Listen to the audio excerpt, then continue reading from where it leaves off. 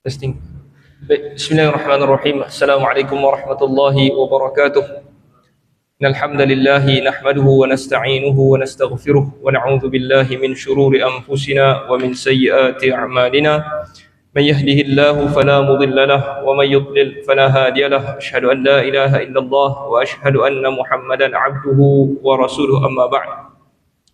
Semuliakan tuan-tuan imam, ahli jawatan kuasa masjid, para asatizah, tuan-tuan guru, hadirin hadirat yang dirahmati Allah Subhanahu wa taala sekalian, apa khabar semua? Baik, alhamdulillah. Pertama sekali marilah sama-sama kita mensyukuri nikmat Allah Subhanahu wa taala yang mempertemukan kita pada malam ni untuk meneruskan lagi sesi pengajian kita sebelum kita mula menyambut bulan Ramadan, tuan-tuan. Jadi hari ini kita berada pada 24 Syaban. Dah masuk 25 lah. Dah masuk 25. Masuk Maghrib, masuk 25 Syaban. Jadi Syaban bulan ni pun kalau ikut kalender tu sampai 29 dia. Bulan Islam ni sama ada 30 hari atau 29 hari. Jadi kalau ikut kalender tu dia sampai 29 dia. Maknanya nampak anak bulan lah. 29 tu tengok nampak. Lebih kurang macam tu lah kiraan dia. Jadi baki dengan kita ni lebih kurang hari ni. Kalau dah masuk 25 lagi 4 hari lah. 4 hari lagi kita akan menyambut kedatangan bulan Ramadan. Kita doa kepada Allah Subhanahu wa taala bagi kita sampai pada bulan Ramadan. Allahumma ballighna Ramadan. Ya Allah, sampaikan kami pada bulan Ramadan. Tuan-tuan, kalau orang bukan Islam ni datang tanya kita apa orang Islam ni bulan-bulan Ramadan ni apa bondo buat ni? Bulan Ramadan ni apa bondo kan? Kalau dia tanya kat kita macam tu, kita nak, biasanya kebanyakan orang akan cakap apa? Bulan Ramadan ni buat apa? Apa bondo bulan Ramadan ni? Kebanyakan orang akan cakap bulan ini adalah bulan puasa lah, bulan puasa puasa. Jadi puasa ni sebenarnya datang nombor 2, nombor 2, nombor 3. Sekali lagi kita nak ingatkan, puasa ni bukan nombor 1. Bila sebut Ramadan, bukan puasa nombor 1. Nombor 1 apa? Betul. Apa dia? Al-Quran. Al-Quran nombor 1. Bila Allah Ta'ala cerita tentang bulan Ramadan hanya sekali sahaja disebut di dalam Al-Quran. Sekali ya. Allah sebut syahrul Ramadan, bulan Ramadan, alladzi unzila fihi al-Quran, yang diturunkan padanya Al-Quran. Jadi sekali yang Allah sebut tu bulan Ramadan. Apa benda pertama perkataan yang disebut lepas bulan Ramadan tu? Yang diturunkan padanya Al-Quran. Jadi kalau orang tanya, sepatutnya bulan Ramadan adalah bulan penurunan Al-Quran. Bulan ni kita sambut sebab apa? Al-Quran turun. Kalau ikut para ulama, Al-Quran ni turun daripada Allah Subhanahu wa taala di Sidratil Muntaha, turun ke langit dunia semua sekali pada malam Lailatul Qadar, iaitu pada bulan Ramadan. Daripada langit dunia turun kepada Nabi Muhammad kali pertama bila 17 Ramadan yang kita sambut apa tu? Nuzul Quran tu. 17 tu. Itu pendapat sebahagian ulama lah. Tak apalah, kita pegang pendapat tu kan. Jadi kesimpulannya Al-Quran ini diturunkan daripada Allah kepada kita pada bulan Ramadan. Dan kita sambut bulan ni. Jadi macam mana cara nak sambut? Macam mana kita nak sambut, tuan-tuan? Kita berpuasa. Yang tu cara kita sambut. Sebab tu Allah Ta'ala sebut, faman syahida minkumus syahra, sesiapa yang menyaksikan bulan ini, yakni dia sempat masuk bulan ni, dia saksikan bulan ni, falyasumhu, maka hendaklah dia berpuasa. Jadi puasa ni datang nombor 2. Nombor 1, ini adalah bulan Al-Quran, yang mana Allah turunkan Al-Quran. Al-Quran apa?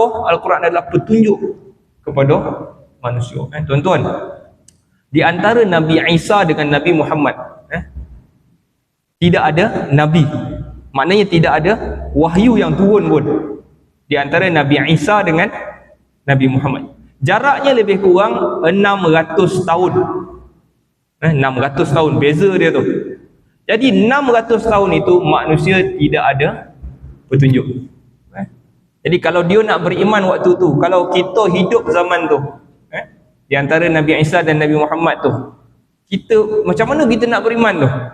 Kita tak ada petunjuk. Allah ni nak apa daripada dan? Kan ada petunjuk, ada apa ni, Injil, Taurat, tinggalan tu masih ada, tetapi sudah dicampur aduk dengan tulisan-tulisan manusia. Jadi kalau kita nak tahu tentang Allah, dah bercampur-campur dah.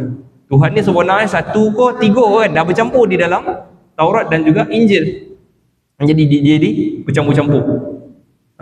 Jadi apabila Al-Quran datang, kita sebagai orang Islam, orang yang datang selepas daripada Nabi Muhammad SAW, sepatutnya rasa gembira sangat. Inilah petunjuk kita. Bagaimana kita nak masuk syurga dan selamat daripada api neraka. Jadi cara kita sambut bulan ini adalah kita berpuasa. Dan tidak ada sambutan yang lebih baik daripada berpuasa. Tuan-tuan, jadi kita tak payah nak sambut dengan okey kita buat apa ni, kita buat bazar ke, tak.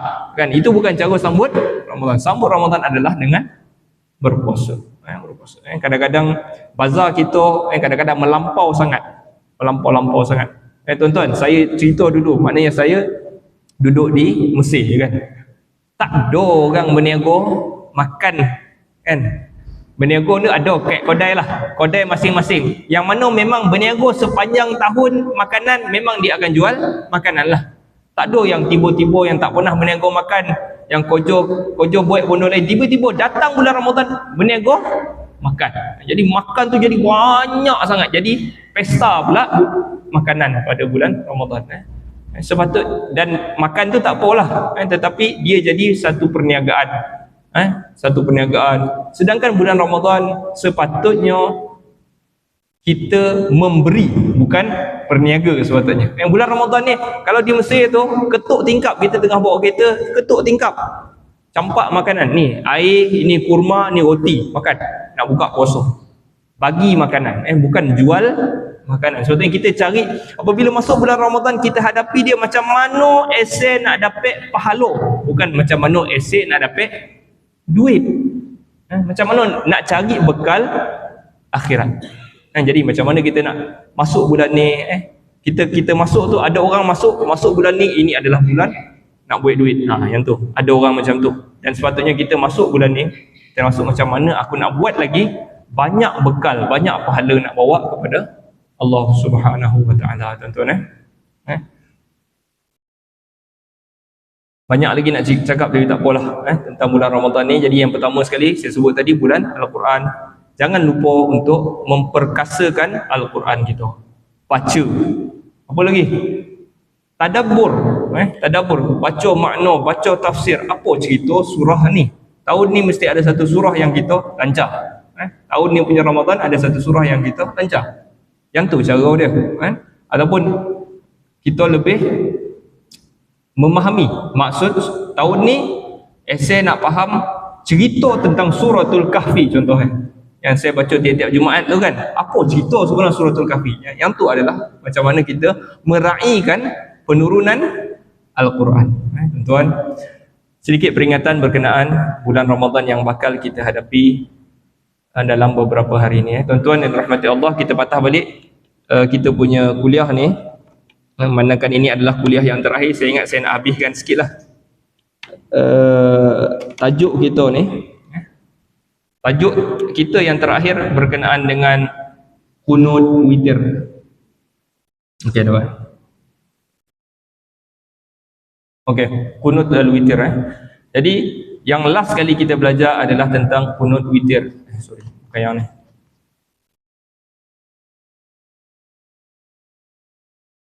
Okey, last kali kita belajar tentang doa kunutil witr. Doa kunut witir. Kunut witir, kita telah bahaskan hukum hakam berkenaan kunut witir, dan kita sempat juga bahas 2 minggu lepas berkenaan kesalahan-kesalahan yang dilakukan di dalam solat witir. Tak apalah, hari ni kita habiskan dulu doa ni. Doa kunut witir ini ada 3 di dalam kitab ni.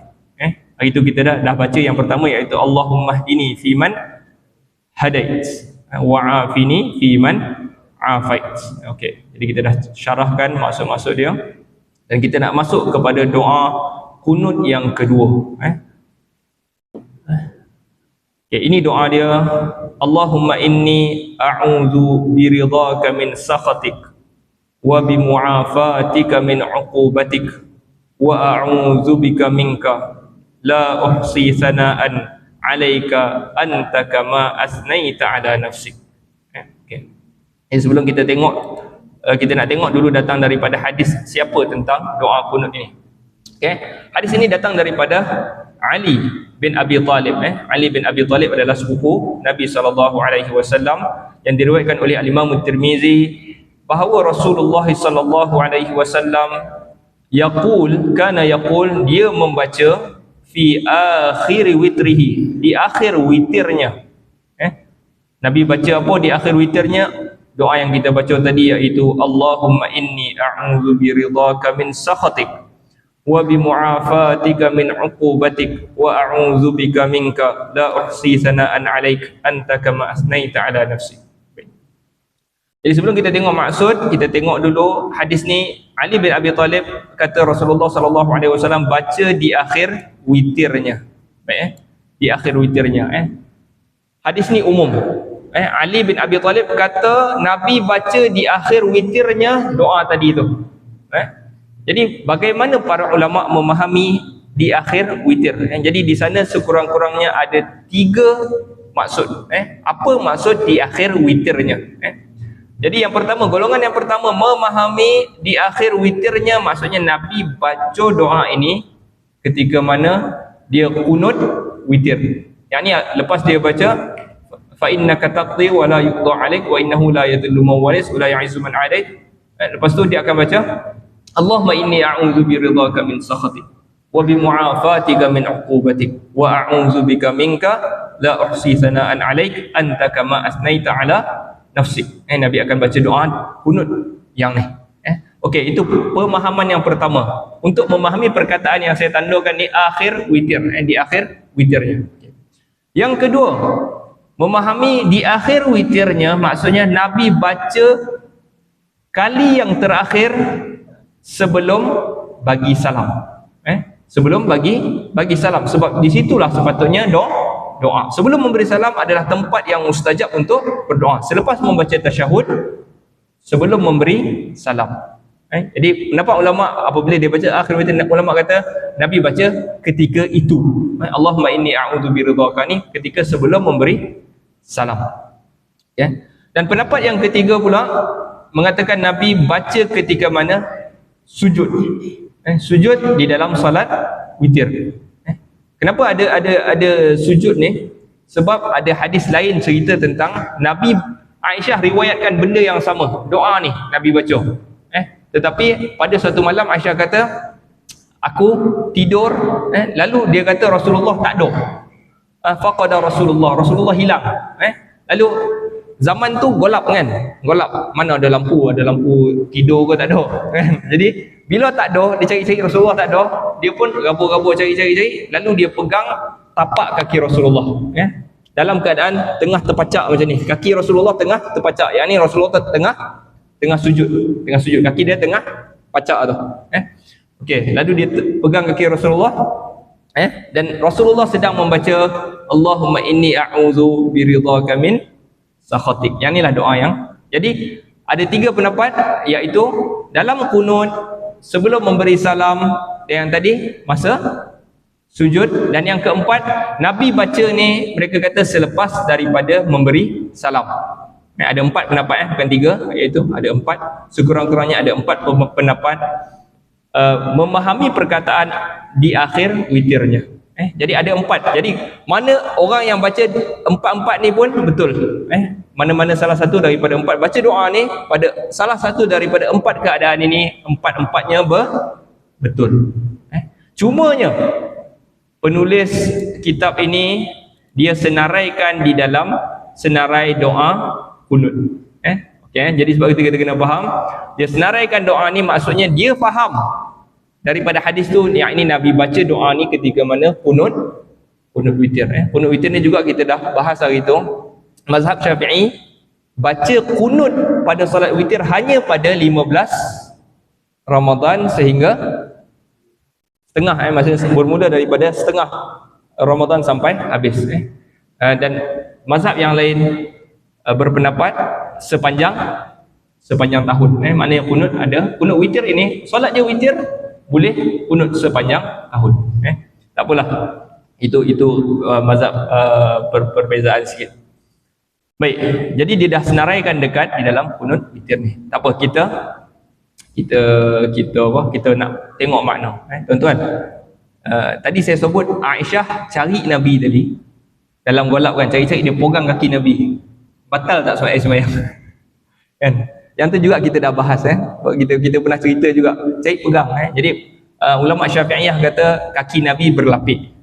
Kaki Nabi berlapik. Sebahagian kata tak berlapik. So ada yang mazhab yang mengatakan tidak batal. Suami dan isteri. Hujah dia hadis tu. Hujah dia hadis Aisyah pegang kaki dia. Jadi kita nak ceritanya ulama itu bagaimana dia memandang. Jadi kita belajar ni macam mana ulama faham.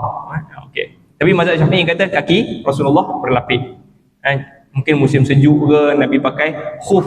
Khuf ni dia macam stokin tebal lah. Itu pendapat dia. Okey, tak apalah. Kita bukan nak cerita hukum hakam, kita nak cerita tentang kat mana nak baca doa ni. Ada ompet-tompet tadi, ompet-tompet yang kita boleh baca. Dan penulis kitab Hisnul Muslim menyatakan boleh letak di dalam doa kunut. Okey, apa doa dia? Allahumma. Apa maksud Allahumma, tuan-tuan? Ya Allah. Allahumma maksudnya ya Allah. Inni, sesungguhnya aku. A'udzu. A'udzu maksud dia aku berlindung. Tuan-tuan, jadi kita pernah sebut dulu a'udzu, ada satu perkataan Arab nama dia awas. Awas tu maksud dia apa? Awas maksudnya ada satu daging yang melokek pada tulang. Kan kalau kita tengok ada macam tulang ayam tu kan, ada daging yang melokek tu kan, yang tu dipanggil awas.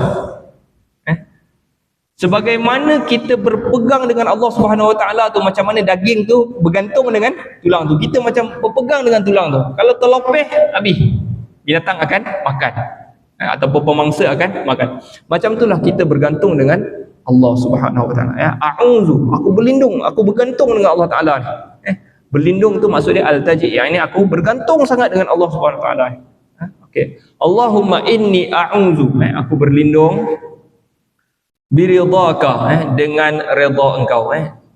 Tuan-tuan, sebenarnya doa ni selain daripada doa kunut, ia juga disenaraikan di dalam doa yang boleh kita baca ketika sujud. Sujud kita dah belajar dulu kan, doa ketika mana sujud ada berapa doa sujud, banyak kan. Jadi salah satu doanya adalah doa ni. Okey, selain daripada doa ni, dalam sujud ia juga dibaca di dalam kunut. Aku berlindung dengan redha-Mu. Redha maksud dia suka, engkau sayang, engkau suka. Aku berlindung dengan sifat redha engkau.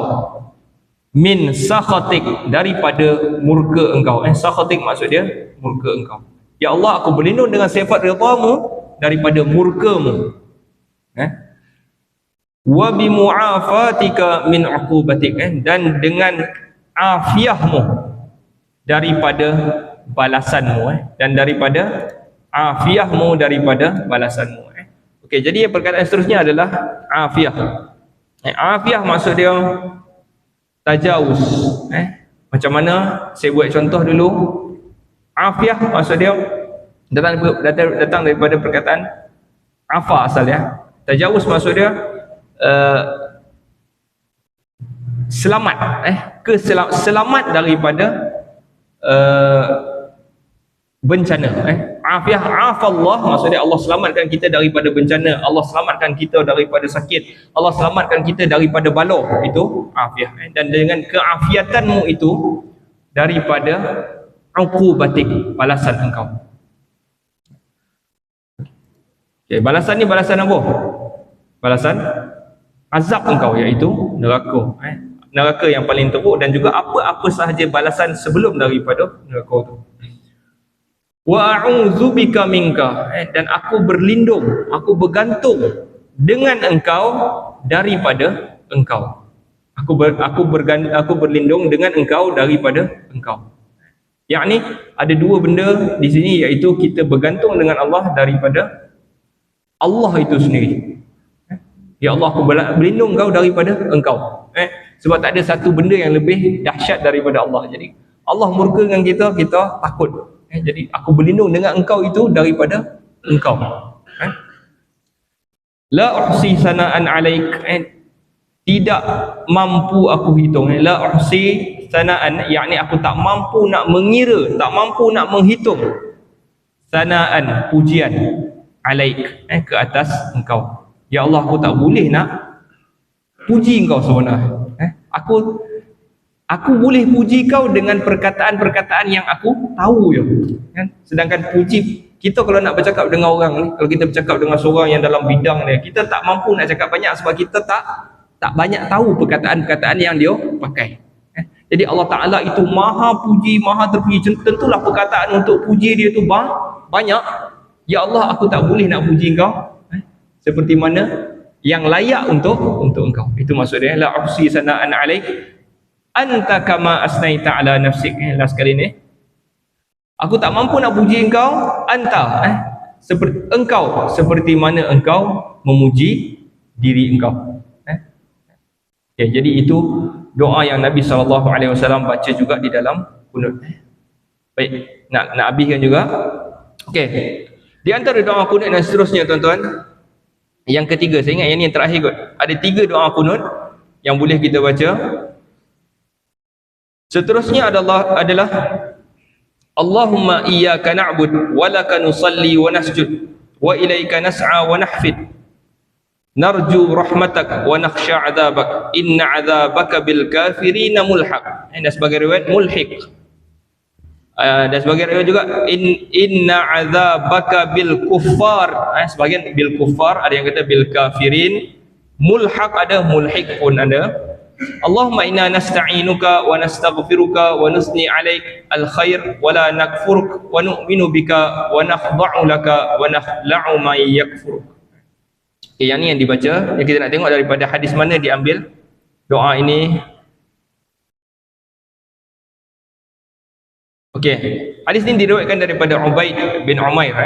Ubaid bin Umair bahawa Umar radhiyallahu anhu telah berkunut selepas daripada rukuk, lalu dia membaca Allahumma ighfir lana walil mu'minina wal mu'minat wal muslimina wal muslimat wa alif baina qulubihim wa aslih dhata bainihim wansurhum ala aduwika wa aduwihim Allahumma al'an kafarata ahlil kitab. Okey.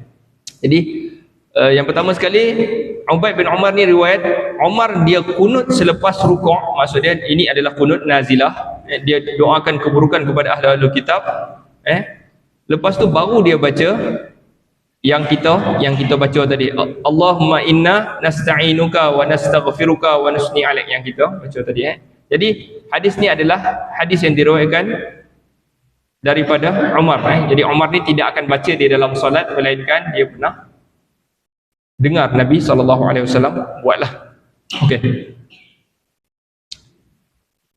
Jadi kita nak patah balik daripada teks asal ni, kita pergi terus kepada doa itu. Allahumma iyyaka na'bud. Tuan-tuan, tuan-tuan tengok teks ni, Allahumma iyyaka na'bud wa laka nusalli wa nasjud wa ilaika nas'a wa nahfid narju rahmatak wa nakhsha 'adzabak inna 'adzabaka bil kafirina mulhaq. Okey, yang ni daripada sini daripada sini Allahumma inna daripada sini Allahumma iyyaka na'bud wa laka nusalli wa nasjud ni. Lepas tu kita sambung, yang bawah tu tak masuk lah. Alamak, tak disambung. Okey, sampai dekat inna 'adzabaka bil kuffari mulhaq ni, sampai dekat sini. Yang ni dikatakan, tuan-tuan, adalah ayat Al-Quran. Ini tak ada, kalau buka Al-Quran tak jumpa ni. Yang ni dikatakan ayat Al-Quran yang telah dimansuhkan. Mansuh. Kita tahu dalam Al-Quran itu, ma nansakh min ayatin aw nunsiha na'ti bi khairin minha aw misliha, iaitu ayat Al-Quran yang turun ni ada yang Allah Taala mansuhkan, diturunkan tetapi lepas tu dipadam. Okey. Ada yang padam ayat dan hukum, ada yang dipadam hukum sahaja, ayat kekal. Ayat kekal kan? Okey. Ada yang dipadam kedua-duanya. Okey. Ni salah satu yang dipadam. Kenapa kita kata dia adalah ayat yang dimansuhkan daripada Al-Quran? Sebab apabila dikumpulkan Al-Quran pada zaman Umar, pada zaman Osman tu, ayat ni ada di dalam mushaf Ubay bin Ka'ab. Ubay kata, dalam aku ada lagi 2 surah. Okey. Surah ni tadi, yang ni dipanggil surah Al-Khalaq. Al-Khalaq. Yang ni perkataan ni. Sorry, ini surah Al-Hafat. Al-Hafat. Al-Hafat ni daripada perkataan ni. Al-Hafat. Surah Al-Hafat. Okay. Ini satu surah, dan surah yang kedua adalah yang ni. Kalau ikut mushaf Ubay bin Ka'ab, Ubay bin Ka'ab salah seorang yang menulis Al-Quran. Dia tulis dengan tangan dia. Dalam mushaf dia yang tadi tu kita baca Bismillahirrahmanirrahim, Allahumma iyyaka na'bud wa laka nusalli wa nasjud. Okey, itu yang pertama. Dan yang ni adalah surah yang kedua yang ada di dalam mushaf Ubay bin Ka'ab. Bismillahirrahmanirrahim, Allahumma inna nasta'inuka wa nastaghfiruka wa nusni 'alaika al-khair wa la nakfur. Okey, sampai habis ni wa nakhla'u may yakfuruk. Yang ni dipanggil surah Al-Khalaq. Surah Al-Khalaq. Ada 2 surah lagi tetapi dah tak ada di dalam Al-Quran, dah tak ada.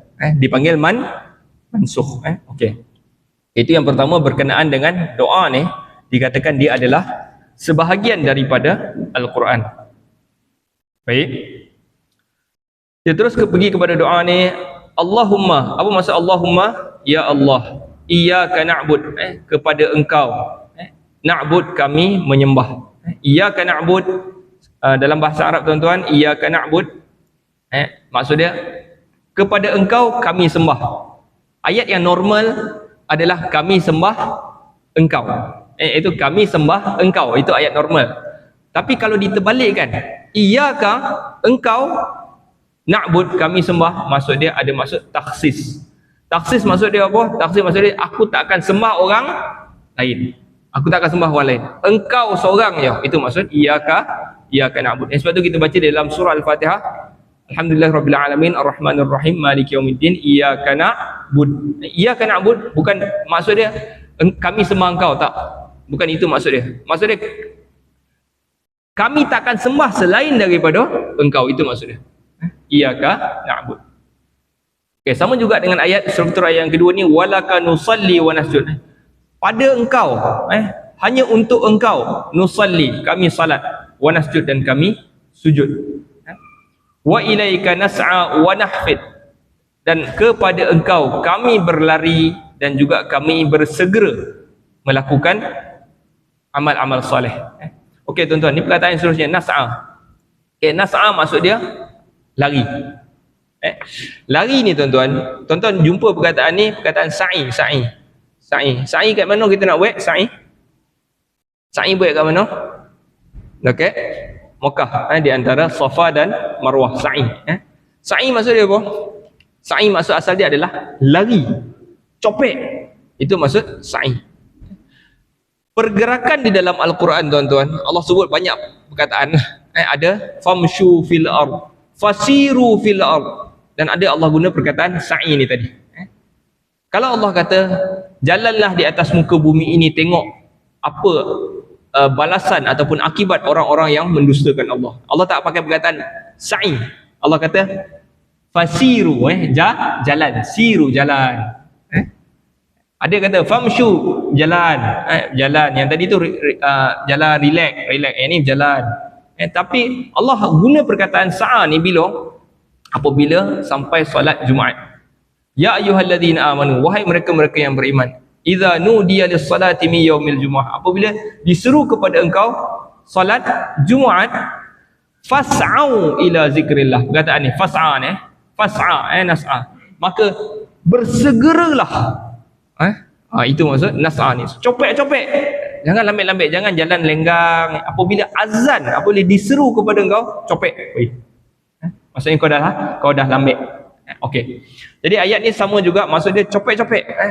Kami bersegera. Wa ilaika nas'a. Pada engkau kami berlari-lari, kami menuju, kami bersegera.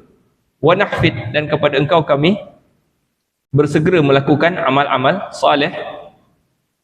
Narju rahmatak, kami harapkan rahmat engkau. Wa nakhsha azabak, dan kami takut azab engkau. Inna azabaka bil kafirina mulhaq. Sesungguhnya azab engkau terhadap orang-orang kafir mulhaq, pasti datang. Mulhaq, pasti akan menimpa orang-orang kafir ni.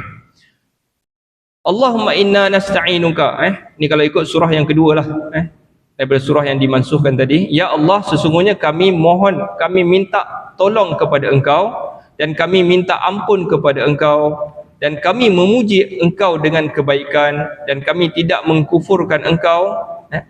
Wa nu'minu bika, dan kami beriman dengan engkau. Wa nakhda'u laka, dan kami tunduk kepada engkau. Dan wa nakhla'u may yakfuruka, dan kami tanggalkan sesiapa yang mengkufurkan engkau. Tuan-tuan, yang ni adalah doa yang juga boleh kita baca di dalam doa kunut. Tuan-tuan, jadi kalau kita nak tambah lafaz di dalam doa kunut, kalau kita tengok sebahagian negara-negara Arab, tuan-tuan, solat witir tu kalau dah sampai 20 malam ke 20 tu, sampai 10 malam terakhir tu, doa kunut tu kadang-kadang 20 minit. Yang ni juga ditegur. Maksudnya orang Arab ni bukan buat semua bodoh betul, tak. Ulama dia pun tegur. Solat pendek, doa lagi panjang daripada solat. Kadang-kadang doa tu panjang sangat. Kalau tuan-tuan tengoklah kat YouTube, doa kunut Ramadan contoh, type lah dekat YouTube kan. Tengok berapa lama doa, 15 minit, 20 minit kan. Yang ni juga sebenarnya tidak menepati sunnah Rasulullah. Solat yang sepatutnya panjang, solat yang betul-betul panjang. Tapi kalau nak tambah doa bagi panjang, kita dah masuk 10 malam yang terakhir ke apa, kita tambahlah apa yang ada di dalam hadis Nabi SAW. Okey, yang ni yang kita tambah. Sekurang-kurangnya ada 3 doa yang boleh kita baca. Okey, last tuan-tuan. Tak sampai saya nak tambah ni. Okey, kita sambung, iaitu kita sambung sikit lagi zikir aqibah. Aqibah maksud dia belakang, selepas. Aqibas salam, selepas memberi salam, minal witri, daripada witir, iaitu habis solat witir 3 rakaat tu, bagi salam nak baca apa? Kita sini baca apa, tuan-tuan? Ada tak perkataan ni? Kalau lepas solat witir tu, tak ingat dah. tunggu tampal dulu baru ajar. Subhanal Malikil Quddus ada Subhanal Malikil Quddus. Okey.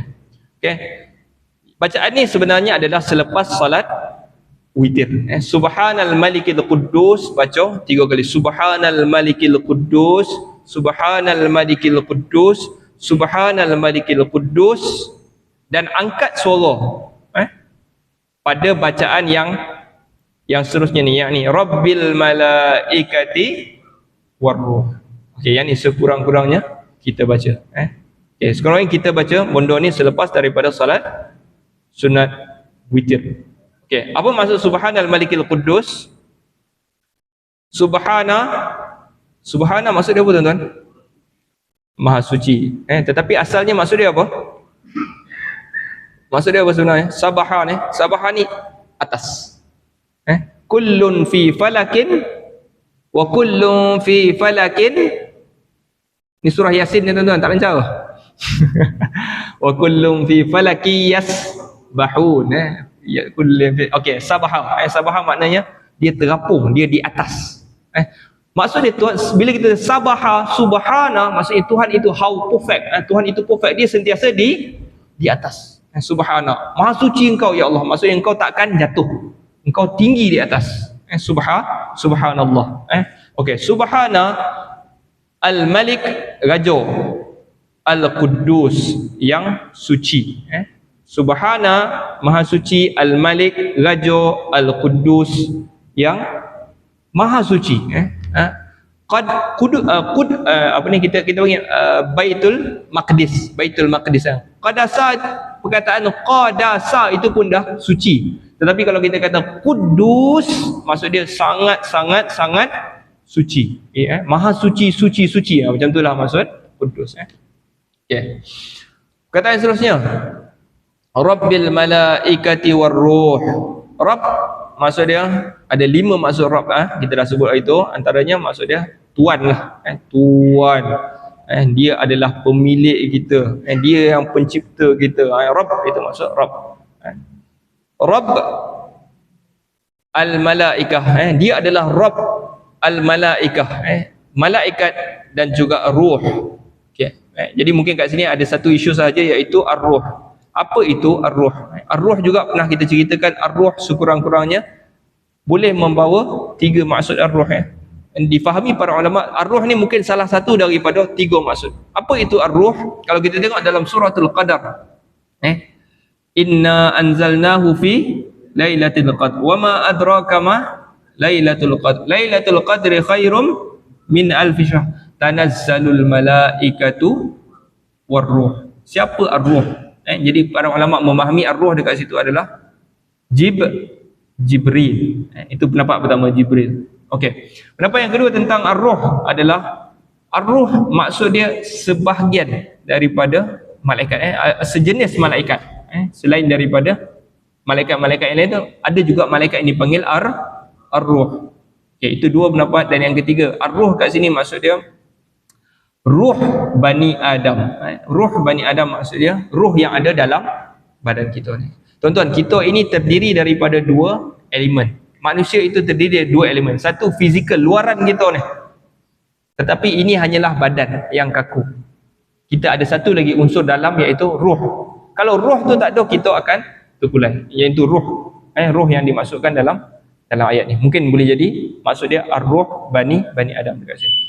Baik tuan-tuan, jadi ini adalah bacaan-bacaan yang boleh kita amalkan. Jadi saya habiskan kita punya silibus ini sampai witir, tuan-tuan. Jadi kita tahu ada 3 doa qunut dan 1 bacaan ataupun 2 bacaan selepas mana kita berwitir. Wallahu ta'ala alam. Ada soalan tuan-tuan? Tak ada Tutup, nas'alullah ta'ala an yanfa'ana bima sami'na wa an yaj'alana hudatan muhtadin. Allahumma arham mautana washfi mardana wa'afi mubtalana waj'al akhiratana khairan min dunyana. Sallallahu ala sayyidina Muhammad wa ala alihi wa sahbihi wa sallam. Walhamdulillahi rabbil alamin.